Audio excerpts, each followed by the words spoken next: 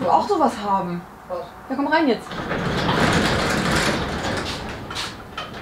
Ich habe gerade angefangen zu erklären, was wir machen jetzt. Ah. Willst du dazukommen? Hallo.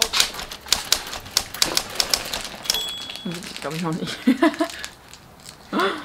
Und auch so. Ich habe auch viel zu schnell geredet, wir können das auch gerne nochmal machen. Wow, geil, jetzt warm.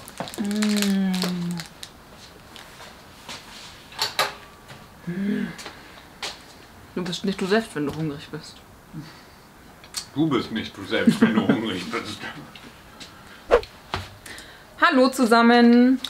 Heute soll es ums Dach gehen. Wir haben uns ja entschieden, dass wir den Original-Dachhimmel nicht wieder einbauen wollen und deswegen ist diese ganze Aktion mit dem Dach ein bisschen ausgeartet mal wieder. Ups. Der Grund dafür, dass wir den Dachhimmel so nicht wieder einbauen wollten, ist, dass uns der Schnitt von diesen Dachpappen, der engt ja das Alpine-Window so ein, also das Fenster, diese Längsfenster oben, die werden nicht vollständig ausgespart durch diese Dachpappe. Und deshalb haben wir gesagt, das gefällt uns so nicht, wir möchten möglichst viel Licht im Auto haben und dazu gehört halt auch, dass die Alpine-Windows vollständig zu sehen sind. Deswegen haben wir uns entschieden, dass wir den Original-Dachhimmel nicht wieder einbauen, sondern das Dach einfach richtig gut ausdämmen und dann einen Stoffbezug reinziehen und uns das einfach selber quasi herstellen, den Dachhimmel. Jo. Genau. Dazu kommt, dass der Originale, der drin war, der besteht aus so 3 Teilen, die sind so ein Plastikclips in dieser Verstrebung oben, dieses Gerippe vom Dach verklickt. Das ist irgendwie nichts Ganzes irgendwie, das ist so dahin gefuscht einfach. Das war ganz am Anfang eines der ersten Videos, wo wir uns gequält haben, mit diesem Dachhimmel diese Clips da rauszuholen. Gibt es jetzt auch so Werkzeug für, das furchtbar. wissen wir. Aber ja. Katastrophe. Trotzdem Katastrophenteil, auch Katastrophenteil, weil es einfach von oben komplett verschimmelt ist. Steht oben auf der Hochebene hinter irgendeinem Regal, wird sicherlich nicht wieder ins Auto kommen. Dazu kommt noch, dass dieser Dachhimmel auch dazu neigt, durchzuhängen. Also ich weiß nicht, ob ihr das schon mal gesehen habt, es gibt ganz viele Defender, wo dieser Himmel einfach den hier macht. Scheps ist. Ja, und das wollten wir uns nicht geben. Deswegen haben wir jetzt beschlossen, dass wir einfach den ganzen Himmel auskleiden, also das ganze Dach von innen auskleiden mit Armaflex. Und dann also die Spanten quasi aussparen. Es gibt ja in der Mitte so eine Längsspante und dann 2 Querspanten. Die haben wir ausgespart, haben das Ganze mit Stoff bezogen und an den Spanten quasi sind die Stoffteile aufeinander getroffen. Und um das zu überdecken und um diese Spantenoptik ein bisschen wieder aufzunehmen, haben wir die mit Holz verkleidet, mit Bambusholz. Wird schön. Das ist jetzt alles auch schon im Dachhimmel drin. Wir haben ewig rumgefräst, haben überlegt, wie wir die Übergänge machen zwischen den Hölzern und so weiter. Das war alles sehr kompliziert, das haben wir jetzt nicht im Detail aufgenommen. Ich glaube, das hätte den Rahmen hier gesprengt. Ja, im Prinzip ist es eine Schreinerarbeit. Wir haben zum Glück Kollegen an der Halle, die da fit sind und deswegen hatten wir das Glück, dass wir das auch so umsetzen konnten, wie wir es uns vorgestellt haben. Weil wir haben keine Kreissäge und keine Tauchsäge und wir haben auch keine Oberfräse. Und wir haben auch keine Erfahrung. Das fehlt alles und irgendwie Feilen und hat so schon, ich hatte jetzt eine Woche frei und es hat eine ganze Woche gedauert, das irgendwie hinzubekommen. Und ohne das ganze Know-how und das Werkzeug dahinter wäre das unmöglich gewesen. Ja. Insofern. Vielen Dank dafür an der Stelle. Ja. Also das Ganze ist mit ein bisschen Hilfe von Freunden sozusagen entstanden. Und spannend war es trotzdem, also den Teil mit dem Holzbiegen zum Beispiel. Da war das Problem, dass diese Spanten natürlich in dem Dach auch diese nicht ganz 90 Grad Winkel haben. Für alle, die es sich fragen, ist ein Innenradius von 17 cm. Genau. Und wenn man diese Spanten jetzt mit Holz überdeckt, dann muss diese Spante natürlich auch diese Rundung am Ende haben. Und da haben wir uns ewig drüber informiert, wie man das machen kann und haben Probestücke gemacht und hat ewig gedauert. Bis wir den richtigen Radius auch raus hatten und dann den Radius auch zu erreichen, weil das Holz sich ja wieder zurückbiegt, nachdem man es... Genau. Achso, nee, das meinte ich gar nicht. Ach so, was meinst du denn? Und um diese Krümmung von dem Holz dann hinzubekommen, gibt es verschiedene Techniken. Wir haben uns jetzt für Biegen entschieden, was wir erst dachten, es funktioniert überhaupt nicht. Hat funktioniert, funktionierte sehr gut und... Einfach mal probieren. Ja. So war das geplant. So viel dazu, das seht ihr jetzt gleich. Hallo zusammen, heute mal ein etwas anderes Video. Wir haben uns daran versucht, Holz zu biegen und zwar für unseren Innenraum. Da wir jetzt ja schon einzelne Teile haben, die aus Bambus sind, zum Beispiel an der Cubbybox oder auch an anderen Teilen am Armaturenbrett und so, passt es natürlich, wenn wir das Ganze aus Bambus machen. Wir haben jetzt schon mit einer Oberfräse die Kanten abgerundet. Ich weiß nicht, ob man das so gut sehen kann. Das ist rund. Also hier die Kante ist rund, unten ist es eckig. Genau. Und damit das Ganze ans Dach passt, vor allem an die Querspanten, die gehen ja in diese Kurve vom Dach mit rein. Damit das Ganze passt, müssen wir das Holz jetzt biegen. Da haben wir lange rumgerätselt, wie das am besten geht. Vor allem ist das ja ein Holz, was schichtverleimt ist. Also Bambus ist ja nichts, was man wie jetzt ein normales Holz aus dem Baum rausschneiden kann, sondern es ist ein Gras. Und deswegen sind das ganz viele dünne Streifen nebeneinander verleimt. Erst hatten wir überlegt, das Ganze zu dämpfen. Dann hat uns der Schreiner aber gesagt, dass die Chance besteht, dass dann diese Holzverbindung aufgeht, also der Leim, mit dem diese Schichten verleimt sind, dass der aufgeht und das Holz dann kaputt ist. Deswegen haben wir uns da anfänglich nicht rangetraut und haben das Ganze erstmal mit Einlegen in Wasser probiert. Zuerst haben wir es probiert, indem wir das Holz in kaltes Wasser eingelegt haben. Es ließ sich zwar biegen, ist aber relativ weit wieder zurück zur Ursprungsform zurückgegangen. Also die Biegung war da, aber nicht so, wie wir sie eigentlich wollten. Dann haben wir es mit warmem Wasser probiert. Das ging ein bisschen besser, immer noch nicht perfekt. Deswegen haben wir es dann mal mit Dämpfen probiert. Beim Dämpfen ist wichtig, dass das ganze Holz heiß wird und das dann sofort gebogen wird und dann in der Form bleibt, bis es wieder komplett ausgekühlt ist. Das haben wir versucht an ein paar Probestücken, das hat gut funktioniert und das wollen wir auch jetzt zeigen. Der ganze Aufbau sieht folgendermaßen aus. Hier haben wir eine Röhre aus PPH, das ist Polypropylen gehärtet oder irgendwie so, ich weiß es nicht genau. Das ist ein Plastik, was sich bis zu 100 Grad erhitzen lässt, ohne sich zu verformen. Auf jeden Fall ist es gut für diesen Zweck geeignet.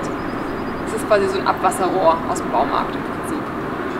Das Ganze wird unsere Dämpfkammer.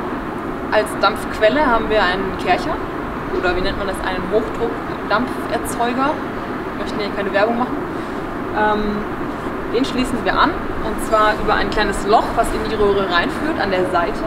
Das heißt, der Dampf kommt von unten von der Seite, weil der Dampf steigt ja auf. Deswegen ist es auch wichtig, dass die Röhre in einem Winkel angebracht ist, damit der Dampf aufsteigen kann und sich gleichmäßig in der Kammer verteilen kann. Jetzt kann man sich vorstellen, wenn hier das Holz drin liegt und der Dampf steigt auf, irgendwo muss die Flüssigkeit kondensieren. Und diese kondensierte Flüssigkeit, die wollen wir ja nicht auf dem Holz haben. Die soll nicht irgendwo einen See bilden. Deswegen haben wir hier unten ganz vorne ein Loch gebohrt in die Röhre, sodass das flüssige Wasser, also das Wasser, was kondensiert ist, wieder ablaufen kann. Was dann noch wichtig ist, wir wollen ja über eine gewisse Zeit eine gewisse Temperatur halten und das möchten wir kontrollieren, weil wir haben mehrere Versuche gemacht, welche Dauer und welche Temperatur am besten geeignet ist, um das Holz so hinzubekommen, dass die Form möglichst so bleibt, wie wir sie haben wollen am Ende. Also dass es nicht wieder aufbiegt.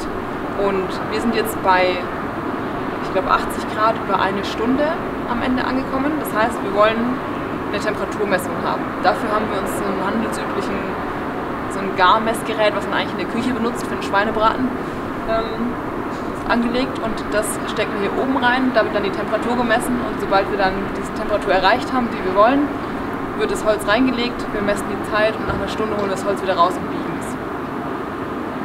Genau, oben und unten kommt ein Deckel drauf und innen drin ist das Holz. Wir haben 4 Querspanten, also von der Mitte aus jeweils nach links und nach rechts, vorne und hinten.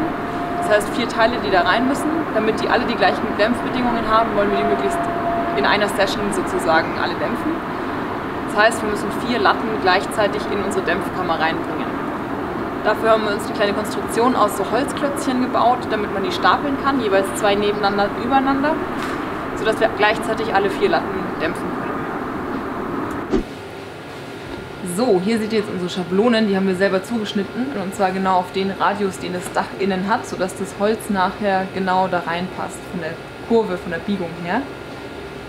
Den Ausschnitt hier haben wir, damit wir das Ganze nachher festklemmen können und zwar wird es zuerst an der Seite fixiert mit einer Klemme, ganz einfach, deswegen der Ausschnitt, damit die Klemme dann einen Konterfixpunkt hat und dann wird es rumgezogen und hinten nochmal festgeklemmt. Das Problem ist, dass nach dem Dämpfen oder egal wie man es macht, auch nach dem Eintauchen ins Wasser, das Holz hat immer eine eigene Elastizität und wird versuchen, sich zurückzubiegen. Das ist unterschiedlich, je nachdem mit welcher Methode man arbeitet. Wir haben jetzt mehrere Tests gemacht und haben festgestellt, dass wenn wir es ein bisschen überbiegen, also den Radius ein bisschen enger machen und es weiterziehen, als wir es eigentlich nachher brauchen, dann ist es am Ende perfekt. Und genau, das heißt, man muss es ein bisschen austarieren, testen und dann ausprobieren.